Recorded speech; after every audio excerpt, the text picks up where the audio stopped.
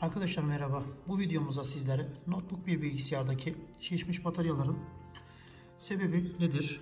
Neden şişer? Peki bataryası şişmiş, önümde de örneği olan bir bilgisayardaki bataryayı sökerken nelere dikkat edeceğiz? Şişmiş bir bataryayı ne yapmamız gerekiyor? Ve neden şişti bataryamız? Neden kullanılmaz hale geldi? Bu konuları anlatacağım sizlere. Öncelikle bu önümde görmüş olduğunuz bu bir cihazda bir batarya şişkinliği mevcut. Zaten bunu nasıl hissedersiniz? Arkadaşlar normalde şu şekilde elimi götürdüğümde şu orta kısımdaki bir bombellili tarafı elinizde hissedebiliyorsunuz.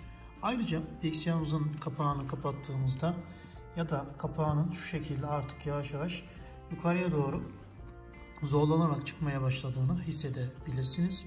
Diğer bir taraftan da genellikle bataryalar buradaki görünen şu touchpad kısmını patlatıp ya da klavye kısmını patlatıp bu taraftan da bilgisayarımıza çok ciddi kalıcı hasarlar verip ve daha da kötüsü kullanırken patlamaya yönelik de size daha böyle ileri düzey zararlar verebilme ihtimali de var tabii ki. Peki bu batarya niye şişer arkadaşlar? Öncelikle onu söyleyeyim ben. Bataryanızın şişmesinin en büyük sebebi yüksek ısıya maruz kalması. Birinci sebep. İkincisi de pil döngüsünün artık ömrünün sonuna gelmesidir. Bataryalarda belli bir pil döngüsü vardır. Bu pil döngüsüne eriştiğinizde artık bataryayı kullanamıyorsunuz. Kullansanız da fişten kullanmak zorunda kalıyorsunuz. Bir diğer husus ise aşırı ısınması kıymetli arkadaşlar. Aşırı ısınan bir batarya bilgisayarınızın bataryası bu tür sorunlarla çok sık karşılaşabilir. Peki şimdi bu bilgisayarda şişmiş artık kullanılmayan bir batarya var. Bir sebeple ömrünün sonuna gelmiş. Artık yavaş yavaş bilgisayarın kasasına zarar vermeye başladığı için biz sökeceğiz. Vidalarını aldıktan sonra şimdi bataryayı yerinden bir çıkartalım. Peki çıkartmadan önce bakın en önemli kural şu. Bu tür bataryaları, şişmiş bataryaları bilgisayarınızdan ayırırken ilk yapacağınız iş şu olsun. Bilgisayarınızın bataryada gücünün olmadığını mutlaka ama mutlaka kontrol edin. Yani bataryada sıfır güç olsun. İçinde güç varken, az da olsa bir güç varken sökmeniz zarar verebilir. Bunu belirteyim. Ne yapacaksınız? Öncelikle cihazımızın içindeki şişmeye başlayan, kullanımın ömrünün sonuna gelen bataryamızdaki bütün gücü sıfırlayacaksınız. Bakın açma kapama düğmesine basıyorum. Cihazımın ışığı kesinlikle yanmıyor. Bu da demek oluyor ki ben bu bataryadaki bütün gücü harcamışım.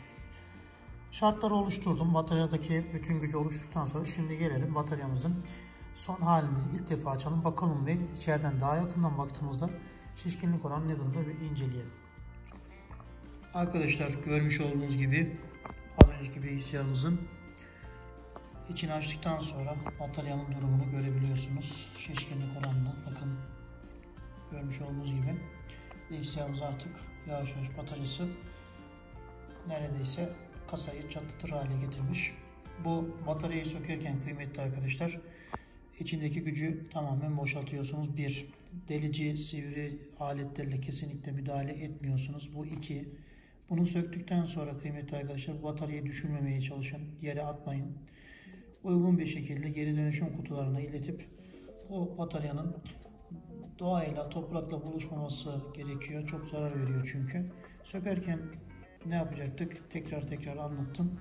Gücü boşaltacaksınız. Sivri delici aletlerle buralara müdahalede bulunmayın. 3 sel bu. Bir tanesi şişmiş, öbürleri normal kalmışsa bile şişik olan yeri sivri bir şeyle kesinlikle oynamayacaksınız. Ayrıca söktükten sonra yeri düşürmeyeceksiniz ve bunu uygun olan yerlere iletip toprakla birleşmesine engel olup toprakla buluşmasını kesinlikle sağlamamakta bizim elimizde. Bu şekilde bataryamız. Peki bu bataryayı tekrar kullanabilir misiniz? Hayır arkadaşlar. Batarya maalesef tekrar kullanılamaz. Bu bataryayı değiştirmesi gerekiyor kullanıcımızın. Kolay gelsin.